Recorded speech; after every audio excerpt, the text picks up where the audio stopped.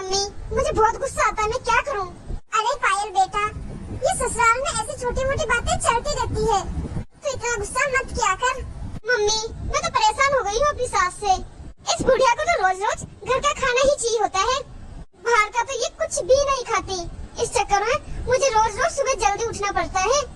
अब आप ही बताओ मम्मी मैं क्या करूं? गुस्सा क्यों नहीं आएगा मुझे? मैं तो मम्मी अब कुछ दिन आपके पास आ रही हूँ रहने, फिर पता लगेगा इस बुढ़िया को कि कैसे घर का काम किया जाता है और कैसे खाना बनाया जाता है। बना के खाती रहेगी खुद। ठीक है बेटा, जैसे तेरी मर्जी। हाँ मम्मी मैं अब अपना सामान पैक करती हूँ तो आ रही हूँ मैं तो आपके पास। क्या हुआ मम्मी जी, सब ठीक तो है ना? हाँ बहू, वो पायल आ रही है यहाँ रहने। मम्मी जी एक बात बोलूं, दीदी आ रही है वो तो ठीक है, पर इस तरीके से ससुराल वालों से लड़ झगड़ के आना ये अच्छी बात नहीं है मम्मी जी। अब दीदी के ससुराल वाले क्या सोचेंगे कि हम दीदी की गलत चीज में भी उनका सपोर्ट करते हैं। ये आपकी भी बड़ी गलत बात है मम्मी जी, इसमें आपकी भी गलती है जो आप अपनी बेटी का साथ दे रही हो। बहू मैं क्या करूं, माँ जो हूँ। कोई बात नहीं मम्मी जी, आने दो आज दीदी को। ऐसा कुछ करूंगी जिससे सांप भी मर जाएगा और लाठी भी नहीं टूटेगी।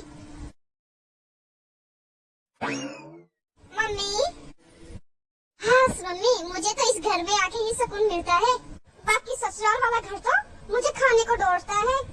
मम्मी अब मैं आ गई अपने ससुराल से, कम 1 महीना रुक के जाऊंगी यहाँ। 1 महीने तक जाने का नाम मत लेना। अरे मेरी सास को पता तो चले कि काम कैसे करते हैं अकेले। माना डॉक्टर ने बेड रेस्ट को कहा है, और इतना भी क्या रेस्ट करना कि दूसरे परेशान हो जाए। अरे बेटा तेरी सास बेड रेस्ट में थी तो तू यहाँ क्यों आई?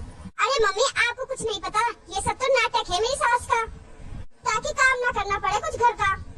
अब मैं यहाँ आ गई ना तो देखना कितना काम करेगी उठ के वहाँ पर। अच्छा ठीक है बेटा, इतना नाराज क्यों हो रही है, गुस्सा क्यों हो रही है? अब तो तू तेरे मायके में है ना, तब तो तू शांत रहे, थोड़ा नहा धो के रेस्ट कर ले। हाँ मम्मी आप सही कह रही हो, अब तो मैं अपने मायके में हूँ, मुझे किसी चीज की टेंशन लेने ही नहीं चाहिए। लो दीदी चाय। मम्मी जी आप भी पी लो चाय। बहू ये कैसी चाय बनाई है तूने? क्यों मम्मी जी क्या हुआ? बहू तुझे पता है ना कि मुझे शुगर है, फिर तो चाय में इतनी चीनी डाल के क्यों लेके आई? मुझे मारने का इरादा है क्या? मम्मी जी आप बुरा मत मानना, पर आजकल आपकी नौटंकी कुछ ज्यादा नहीं हो रही? आप कुछ ज्यादा ही नाटक नहीं कर रहे आजकल। अरे मीठी चाय दे दूं तो आपको शुगर याद आ जाता है, और फीकी दे दूं तो कहते थोड़ी तो चीनी डाल देती।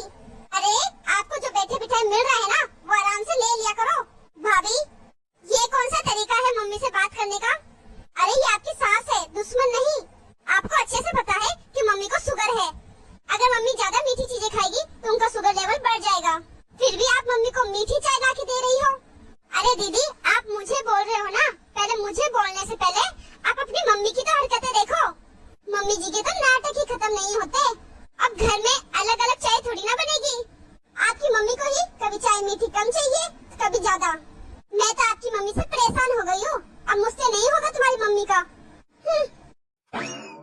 मम्मी ये भाभी आपसे किस तरीके से बात कर रही है? क्या बताऊं तुझे पायल बेटा, तेरी भाभी को तो छोटे बड़ों की इज्जत ही नहीं करने आती। अब तू ही बता, भला अपनी सास से कोई इस तरीके से बातें करता है क्या? हाँ मम्मी आप सही कह रही हो, पर मुझे तो बहुत बुरा लगा जब भाभी ने आपसे इस तरीके से बात की। चल छोड़ बेटा, मैं तेरे लिए खाना बनवा देती हूँ बहू को कहकर। मम्मी बहुत तेज भूख लग रही है, पर कमाल है भाभी ने अभी तक नाश्ता नहीं बनाया। अब तुझे क्या बताऊं बेटा, अभी तेरी भाभी 5 मिनट पहले तो उठी है, तो अब क्या नाश्ता लेके आएगी वो? क्या मम्मी भाभी इतना लेट उठती है? पर मम्मी आपको तो नाश्ते के बाद शुगर की दवाई भी खानी होती है, अगर भाभी इतना लेट नाश्ता बनाती है तो आप अपनी दवाई लेने में लेट हो जाती होगी। तुझे क्या बताऊं पायल बेटा, तेरी भाभी रोज लेट उठती है और लेट नाश्ता देती है, तो कई बार इसी चक्कर में मेरी सुबह की दवाई रह जाती है, डायरेक्ट दोपहर की दवाई ही लेनी पड़ती है। अच्छा मम्मी ये तो भाभी बहुत गलत कर रही है आपके साथ, आपको तो सुबह की दवाई लेना बहुत जरूरी है मम्मी, नहीं तो शुगर लेवल कंट्रोल में नहीं आएगा। आ गई भाभी आप, अच्छा हुआ आ गए। हाँ दीदी, क्या हुआ बोलो। होना क्या है भाभी? मैंने तो आपको ऐसा कभी नहीं समझा था। हुआ क्या है ये बोलो। आपको पता है ना अच्छे से कि मम्मी को सुबह सुबह नाश्ता करके शुगर की दवाई लेनी होती है, तो फिर आप लेट क्यों उठते हो? लेट क्यों उठते हो? अरे दीदी, मम्मी जी को अच्छे से पता है कि सुबह नाश्ता करके दवाई लेनी होती है, तो फिर मम्मी जी को अपनी सेहत का ध्यान खुद रखना चाहिए ना। तो नाश्ता सुबह सुबह मम्मी जी खुद नहीं बना सकती है।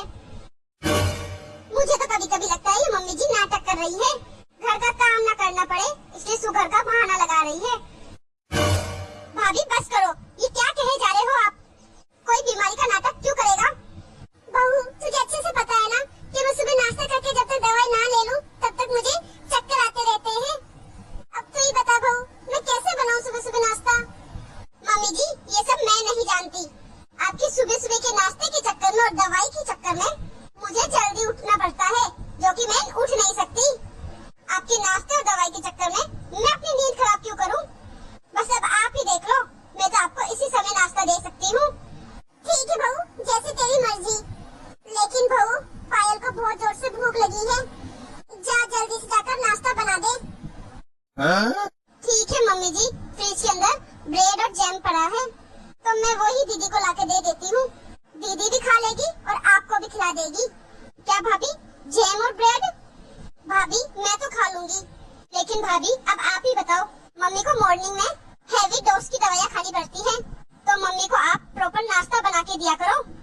दीदी, मुझसे नहीं बनता ये सुबह सुबह प्रॉपर नाश्ता। अगर आपको अपनी मम्मी पर इतनी दया आ रही है तो आप खुद ही अपनी मम्मी को नाश्ता बनाकर खिला दो और आप खुद भी खा लो। ये मम्मी जी से तो मैं बहुत परेशान हो चुकी हूँ। ना तो ये बाहर का कुछ खाती है, ना खाना खाती है बाहर का, और घर पे कुछ बनाओ तो ये नहीं खाना वो नहीं खाना। ये सब मम्मी जी की बीमारी के नाटक मुझसे नहीं झेले जाएंगे, इसलिए अपनी मम्मी के नाटक आप खुद ही झेलो। बस करो भाभी, मैं कल से आपके ड्रामे देख रही हूँ। भला कोई अपनी बीमारी का नाटक क्यों करेगा? कल मम्मी ने आपको बोला कि इतनी मीठी चाय क्यों बनाई, उस चक्कर में आपने मम्मी को भी कल कई बातें सुनाई, और आज नाश्ते के चक्कर में मम्मी को 4 बातें सुना रही हो और बोल रही हो ये नाटक कर रही है। अरे बीमारी का नाटक कौन करता है? ऐसा कौन करता है अपनी सास के साथ? बिल्कुल सही दीदी, ऐसा कोई नहीं करता अपनी सास के साथ। आपको तो ये बात 2 दिन में ही समझ आ गई, और बुरा भी बहुत लगा आपको। लेकिन जरा सोच कर देखना, पिछले 4 सालों से यही सब आप अपनी सास के साथ करती आई हो, उसका क्या? हाँ पायल बेटा, बहू बिल्कुल सही कह रही है। आज जब तेरी माँ पर बीत रही है तो तुझे कितना बुरा लग रहा है, और इतने सालों से तू तेरी सास के साथ कर रही है, उसका क्या बेटा? अभी तूने ही तो कहा बीमारी का कौन नाटक करता है, तो बेटा तेरी सास भी कोई नाटक नहीं कर रही। बेटा दामाद जी को कितना बुरा लगता होगा, वो भी तो किसी की माँ है।